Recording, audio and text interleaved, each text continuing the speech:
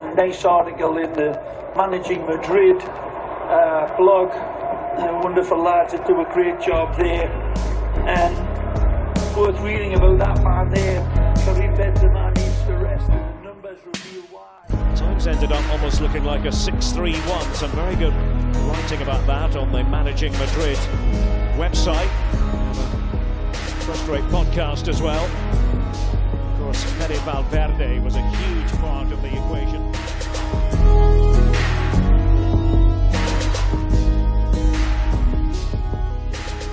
Hello and welcome to a Tuesday edition of the Managing Madrid Podcast. This is El Dia Después, 2 days after, not 1 day, 2 days after Real Madrid draw against Real Betis at Benito Villamarin.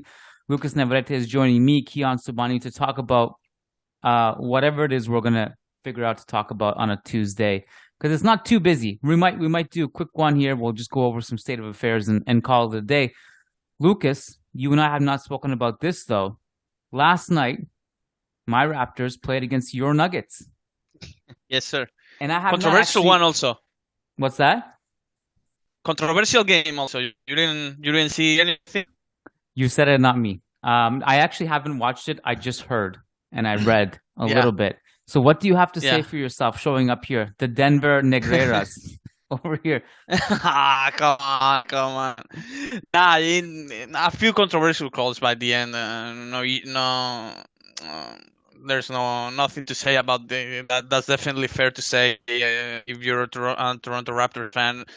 I think the first challenge by Denver, if you have not watched it, I won't go into much detail, but there's a successful challenge from the Denver coach after a foul called on Jokic, a shooting foul, which would have put Toronto ahead by 1 point had the two free throws been converted. I think challenge is right to be successful. I think that call in particular was fine, but there's another call later on, and obviously the Scotty Barnes ejection and all that, it's definitely a bit soft of an ejection, in my opinion. You don't want to see a player ejected for arguing with the referee in the final 30 seconds of a game. It was definitely a bit soft. I'll have to look over it for myself. I will say it sounds good to me that the Raptors went toe-to-toe with one of the best teams in the league. That's cool. Maybe a solid little good sign here, because all the Raptor fans were so worried, including me. Why are we not going in the opposite direction and trying to retool for the future, given that this team is clearly not going to beat like the Bucks or Celtics in the first round? So what are we doing here? But at least we went toe-to-toe with the Nuggets, who were not missing anyone. Jokic was there, Murray was there, right? Oh, yeah. It's true that the effort from Jokic in particular was not there. The numbers were still there. It was one assist shy from double, I think. But it's true that, don't get your hopes up too much, because I think the effort from them was super this one. It's true that Van Vliet played great, and Siakam also was great down the road and as well, but I don't think Denver played at their very best in this one. I think they took the Raptors a little bit lightly and forgot it. For those of you guys who are still on the call with us to wait it out as we get to Real Madrid, Lucas, were you disappointed in terms of, look, to me, the league is over anyway. And the fact that Barcelona got past Valencia, even the way they did, to me is like kind of an omen that these guys are going to win the league anyway. But where are you in terms of Real Madrid's performances of late? The league is, I'm sure you've conceded that the league is over. Yeah. And were you like, given the fact that we basically believe that that's true, are you kind of in the mode that maybe we should just really focus on Champions League, and then dropping a couple points against Betis is not a huge deal anyway, given the fact that we've already lost the league? I think La Liga is over now. I still would have liked Real Madrid to win and, I don't know, try until February maybe. Play until game at the Camp Nou and let that game be the decider. If you go to that game make it to 4 points.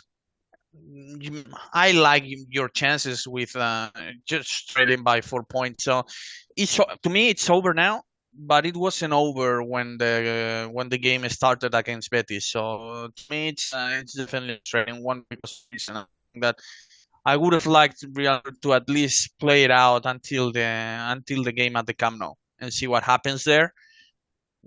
Try to win that one, cut the lead down to 4, and see what happens after. But obviously now I think it's over, and so I think the draw against Betis was a frustrating one for me for that reason. I'd like to bring something to your attention and just at least get your thoughts on this.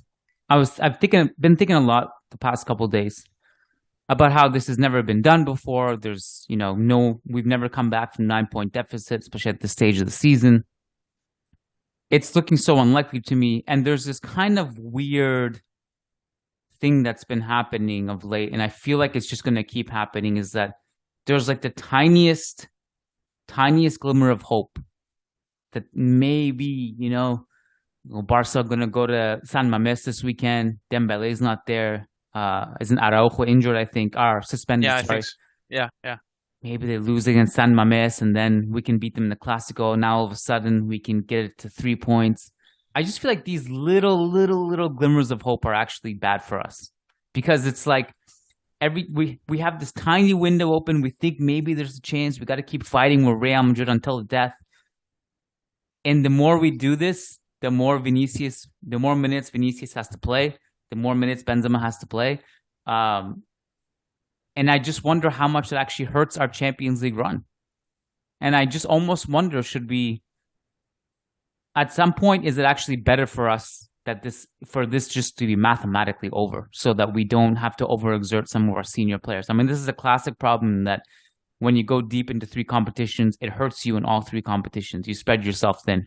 And I just don't think we have the depth to do this right now. I know we are Real Madrid. We have to fight to the death, and I don't really blame anyone for doing that or approaching it that way. But I do wonder if this is actually a disservice to us in some ways. What do you think? I have conflicting thoughts. I think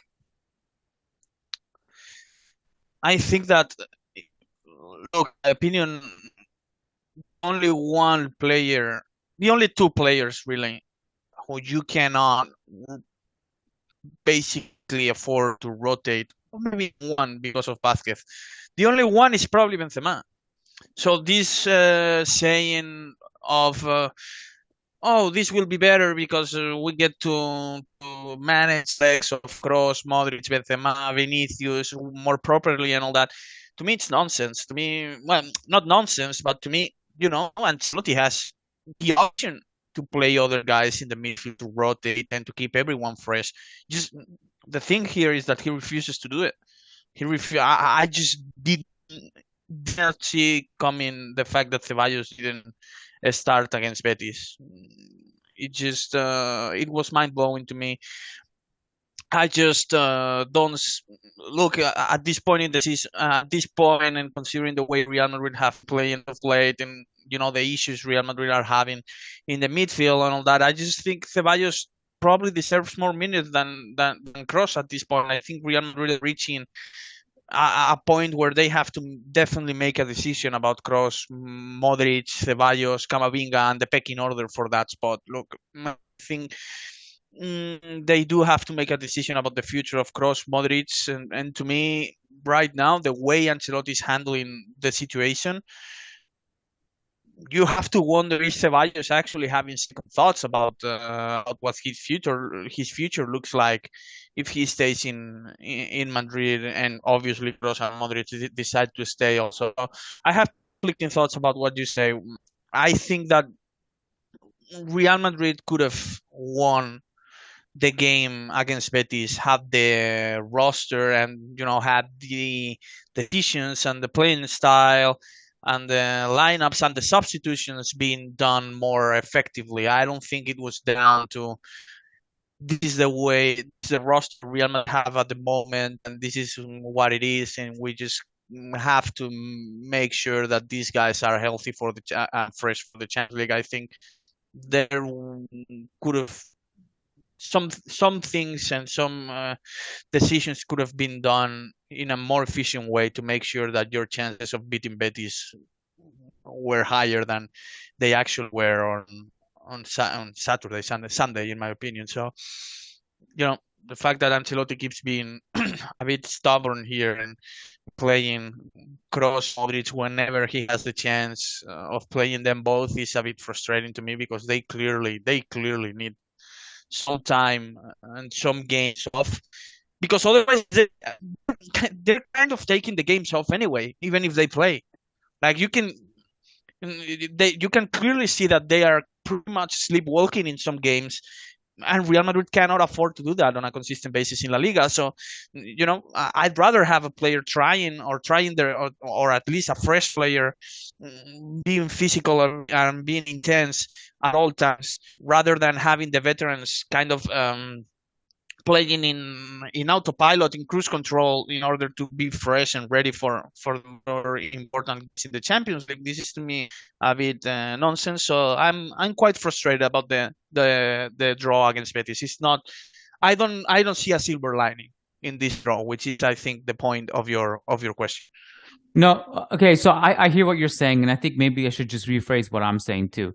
I don't think that there's a silver lining in dropping points against Betis, nor am I saying necessarily to actively throw away the league, although I did say that yesterday on Churros, just in more of a joking tone. Let's just throw it away. The sooner we realize, the better. Focus on the Champions League. We actually have a decent chance at... Really quick. Yeah. What's throwing away La Liga for you? Throwing away La Liga isn't actually throwing away La Liga. What I essentially am saying is that let's rest some players who we absolutely need on the field in the Champions League. But that might actually increase your chances of winning in La Liga. Great. Then that's exactly. That's a good problem. Exactly. So basically what I'm saying is, like, I'm throwing a scenario out here. We got who are we playing this weekend? Espanyol? Espanyol, yes. And then we have Liverpool after that. Bench Vinicius and Benzema for that game. Put Rodrigo on the left and put Alvaro up top. Worst comes to worst, we lose and La Liga's over anyway. Best case scenario is that Alvaro gets a couple goals, Benzema gets rest, Vinicius gets rest, and we develop Alvaro a little bit more. I'd like to throw another scenario at you. I've been thinking a lot about Carvajal lately because, we can blame Carlo Ancelotti for many things, like the tactics, like the over-reliance on certain individuals, the predictability, benching Ceballos for the Clásico, not starting him against Betis, all that stuff you blame him for. You can't really blame him for not reinforcing, the squad in key areas that we needed reinforcing. Carvajal is a big one that is a huge liability. And I was like, every time I see Carvajal, I see less and less of the version of Carvajal from 5 years ago. Yeah. And I was looking at the numbers today, and something struck me because I'm writing about him a little bit today. His career lows, with anything that the ball at his feet. This season, he has 0 entries into the penalty area with the ball. That's something that he does regularly a few years ago. He has at least 1 per game with the ball at his feet. Now we're talking about not only 0 per game, 0 total in the season. He hasn't had a single one. A bunch of things are at an all-time low for his career. His progressive passes, he's one of the worst in Europe in terms of in the fullback position right now. He's one of the worst in Europe in successful take-ons. He's not taking anybody on. So he's just a shell of himself right now. And I was thinking about Vinicius Tobias a little bit. And I just the disclaimer is, I don't think Vinicius Tobias is actually ready. I've been seeing enough of him at Castilla to know that he's actually, in some ways, stylistically similar to Vinicius Jr. in that every time he has the ball, he has to dribble past somebody. He's raw, but he is physically impressive. He's fast, and he can cover a lot of ground. I'd actually be curious just to give him a look in 1 or 2 of these games. If not now, then as soon as it's basically mathematically impossible to win the league, I'd like to see him at the A-team level, because we have to make a decision on him this summer too, right? Yeah. Whether we want to trigger that, because he's not cheap to trigger. what is it? Was it 16 15, million? 15? Yeah, 15, 16, yeah. Yeah. I'd like to see him give him a look. And I'd just like us to try some things. Again, my argument has always been that if you want Carvajal to play like he did in the Champions League final, if you want Vinicius to play like he did against Liverpool in the first leg, keep in mind, 2 games before that Liverpool game, Vinicius was forced to rest because it was the Elche suspension. And I think that worked in our favor. We beat Elche 4-0 without him, and he looked amazing against Liverpool. If you want Benzema to be Benzema, if you want Modric to be Modric, if you're absolutely hell bent on playing Modric and Kroos together in these big games and you want that to work, these guys can't be playing all these league games. So by actively throwing away, what I really mean is get these guys off the field and put these other guys on and see what happens. Worst case scenario, you lose a league you've already lost and you see some things up close and make some decisions. And best case scenarios, these guys are amazing and maybe they even claw you back into the league and you rest your star players. That's what I mean essentially by actively throwing the league. Yeah. And I agree with you. I agree with that. And I think that Real Madrid would look. I think Real Madrid would actually be better off with these young, up and coming, intense players. Say Camavinga, Ceballos is not so young anymore, but you get the point. I think they are better off playing with them right now than they are with the veterans in cruise control for 9 minutes, kind of, quote unquote, taking the opposition for granted in La Liga on a consistent basis. I think that what Ancelotti probably feels like playing Ceballos at the Benito Villamarín is kind of throwing away La Liga. But in reality, in my opinion, it increases your chances of winning. So I just don't see it. I think Ancelotti is being a bit too stubborn with his decisions. And the only 2 positions I can actually give him a pass for not rotating as often are the striker position and the right back. Those are the only 2. I think he has a player ready to rest Vinicius or even compete for a spot in their starting 11 with Vinicius ready to play more often, and that's Rodrigo. I think Rodrigo is ready to replace Vinicius whenever Vinicius is tired. And Ancelotti seems to feel like that position is as thin as the forward position, which is weird because I think Rodrigo is definitely better than and more ready to play in that spot than Alvaro or Mariano are. So I think Ancelotti is not using the depth he has at his disposal in the best possible way, and I think that the only 2 spots I can give him a pass for are the right back and the center forward and the center. Other than that, I think that he has the tools to be using the depth a lot more than what he's been doing so far this season, in my opinion. Yeah, I would, maybe this is a bit radical too, but I understand why this can't happen, but I actually would even go as far as say I would incorporate several Castilla players. The only reason you can is because they're actually trying to make Segunda right now, and I understand that part of it. But if that weren't the case, and if they weren't that good as a collective, I'd start seeing what we have with Obrador at left back. I don't think you're that desperate, though. I don't think you need to go down the pecking order as much in that. I think, again, the only 2 spots I can say, wow, we're thin there, man. Ancelotti has no options. Is quite possibly the right back. Now, because of the injuries, the left back and the center forward. Other than that, I think Real Madrid have options, man. With Valverde's ability to play multiple positions, Asensio probably. I don't think Asensio has been so bad to drop him in favor of a Castilla player, considering the circumstances. I think Asensio would be fine playing in these games against Betis and likes and see if he can score a goal. I know all this when Asensio starts, plays, and fails to score because you feel, and that's right, that his production is pretty much ends there.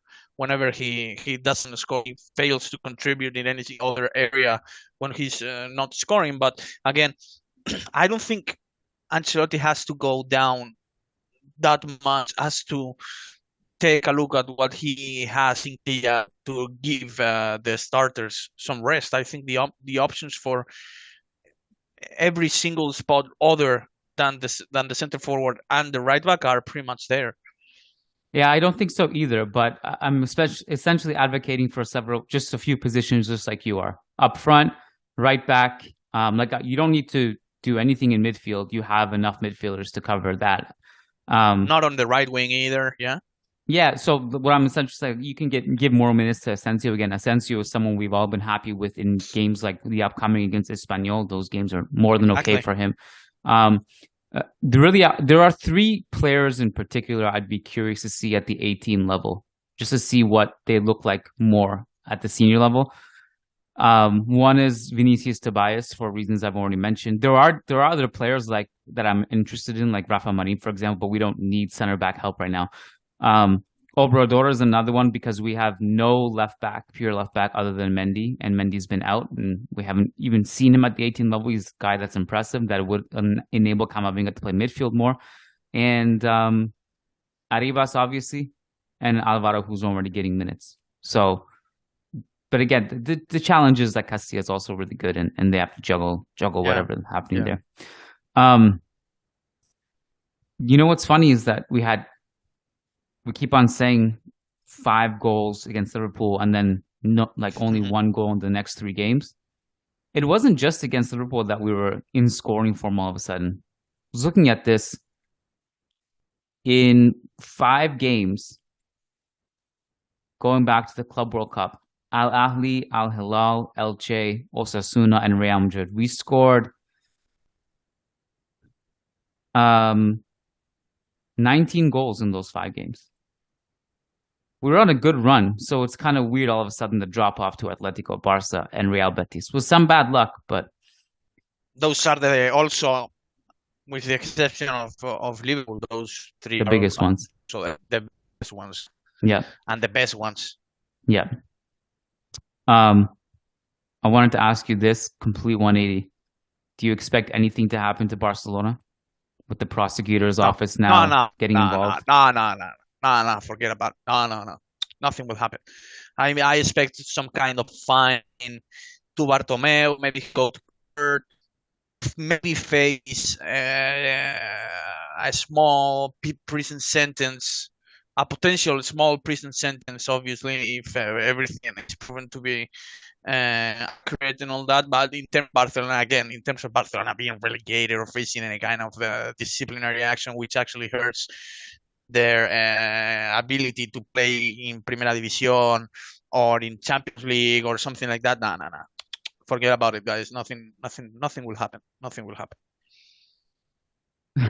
You pretty much said my thoughts. It's interesting because there's a conversation about this in our Discord channel right now. And if you guys are listening to this are not in our Discord, you absolutely should get there. But there's a conversation in our Discord channel about what's going to happen. And I just kind of chimed in with my 2 cents. What's possibly different about this is that it's not in La Liga's hands. It's not La Liga's punishment to give. Once the government gets involved, it could be different. But still, it's very fuzzy about what sporting punishment the government can actually give in this situation. Once you get into legal punishments and fines, I don't know how that affects them sportingly. There's no point deductions and stuff that'll be handed to them. What might happen if they are punished on a federal level is La Liga just feels pressured to do something now because it's clear. It's clear there's proof. There's proof of something. Look, Barcelona is so big and so important in Catalonia, and Catalonia is so important in the stability of any Spanish government, the region itself, that they don't want to open that can of worms, man. They want. It'll become a huge issue for the Spanish government and for the stability of the Spanish government and Spain itself as a country if they were actually going to enforce Barcelona to face any kind of disciplinary action like playing in Segunda or something like that. It will not happen. It will not happen. They are so big in Catalonia that they will. I'm sure that the Catalan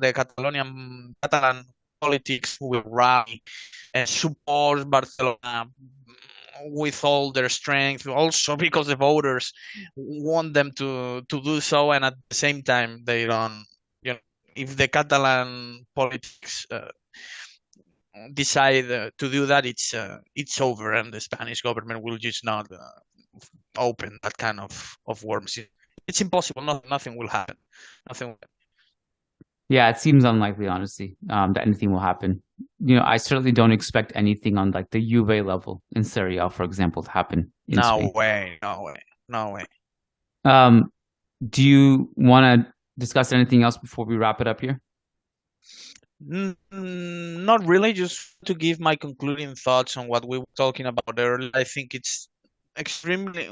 I think the blame for Real Madrid's struggles should be shared different percentages.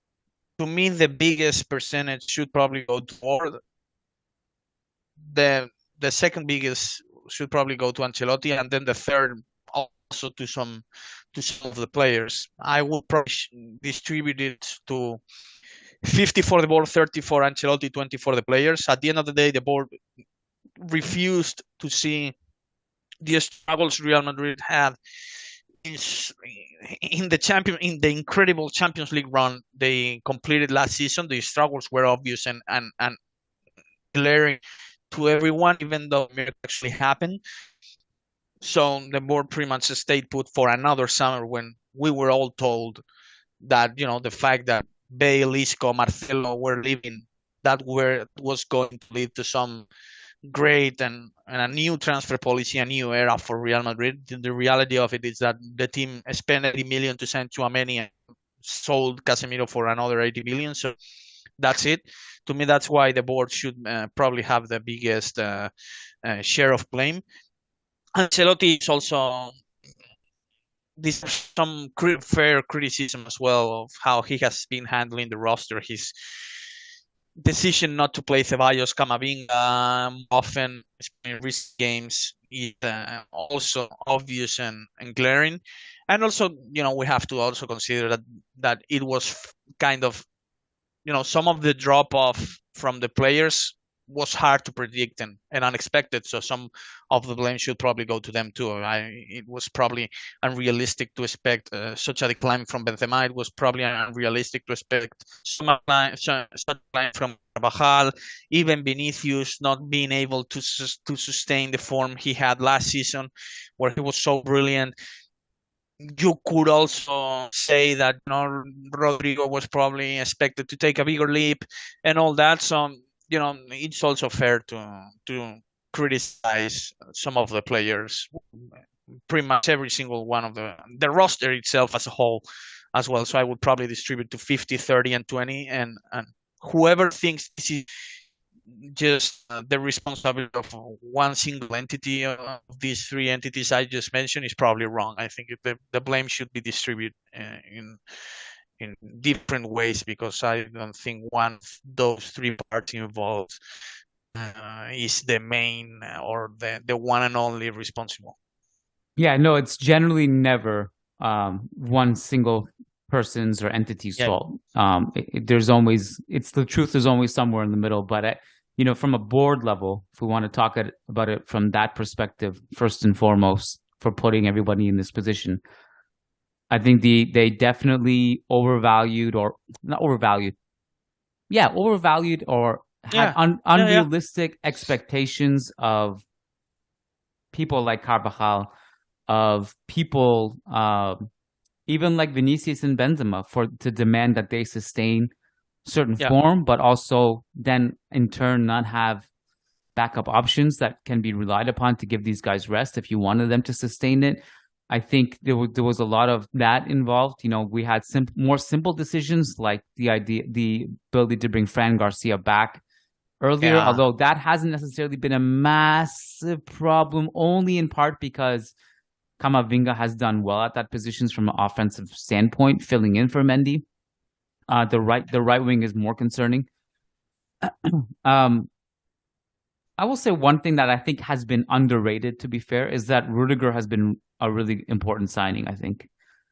Yeah. When you think about all the he's time been that better. Alaba has missed this year, Yeah. and Rudiger playing well, again, this calendar year Yeah. specifically, Alaba's missed time and Rudiger's filled in because the alternative, I suppose Nacho would have been fine, but Nacho's also had to fill in at the wing back position, which has been thin, and also is either that or basically Jesus Vallejo partnering Militao in these games, like Clásico, like Atleti, and our defense has been great in these games. It's our offense that sucked, right? Yeah. So I think Rudiger has actually turned into a bit of an underrated Yeah. signing amid all this, despite the criticism he's received this season. He's been important. Yeah. Some housekeeping, Lucas, and for our fans, we have 3 shows back to back to back on patreon.com/Managing Madrid. Tomorrow, Wednesday, we're doing a live Zoom call. You can hop on Zoom if you're a patron and just do a Q&A off the cuff session with me on Zoom. That's at 1 p.m. Eastern, 7 p.m. in Spain. On Thursday, Lucas and I are doing mailbag. You submit questions to us, we'll answer them. And on Friday, the plan is to do a Liverpool podcast with some of the Liverpool guys. And that's also patreon.com/Managing Madrid. So make sure you're in on the action. And then on Saturday, we're doing a post-game show. So we got 4 podcasts in a row coming up. And 3 of them are on Patreon. So make sure you're a patron to get access to all those. Lucas, thanks, man. I appreciate you. We'll talk on Thursday, buddy. Take care. Yes, sir. Bye-bye. Thanks for listening, guys. And before we wrap it up here and send you along on your way, we wanted to give a quick shout out to our patrons over on patreon.com/Managing Madrid who do so much to support the show. Thank you guys for being on this journey with us and being a part of this ever-growing Real Madrid family. If you pledge $10 or more, not only do you get access to every single bonus content we do, and not only do you get guaranteed responses to your questions, but you also get a specific shout out on the podcast. So shout out to these $10 plus patrons as follows: Brandon Alvarez, Willie Reed, Will Sousa, Way Paring, Wamik Jamal, Tobias Royal Botcher, Taleb Salhab, Tahmid Kalam, Sushank Damala, Sujai Wani, Sumanshu Singh, Sheikh Hatiri, Shamil, Shabaz Sharapov, Sergio Arispe, Santos Solorzano, Samuli Justin, Samer Z, Said Mahad, Sai Mohan, Sasi Kumar, Saad Omar, Rodrigo Balmaceda, Rishi D, Phoenix, Peter Powell, Paulo Fierro, Patrick Diafati, Oscar Barrera, Nico Laxo, Nicholas Moeller, Nick Ribeiro, and then we got Nelson Mazariego, Mowgli, MJ Diego, Michael Zinberg, Marin Myrtle, Matthew Adkins, Martin Ridman, Magnus Lext, Logan Stahl, Leon Stavronakis, Kunal Tilakar, Crystal Glass, Kevin Rivera, Jose Cruz, John Fernandez, Jason Fitz, Ian Marley, Graham Gerard, Gary Kohut, Frederick Rantakiro, Frederick Sundros, S.A. Davisito, Eloy Enriquez, Edward Sossman, Daniel Williams, Connor McMorrow, Con P, Christian Toft, Christian Acosta, Charles Williams, Brendan Powers, Brandon Stevens, Ashik Bashar, Arnab Mukherjee, Armin Kashi, Armando L, Anirudh Singh, Andres Silvestre, Ananya Kumar, Alex Steiberg, Alex Rose, Azaz Hussein, Adrian Rios, Adar Zalukovic, Adam Dorsey, Bella Chow, Ramtin Maghrur, Manaf Al-Haddad, Fabian Moreno, and Daniel Smith. We love you guys so much. Thank you, and Hala Marid.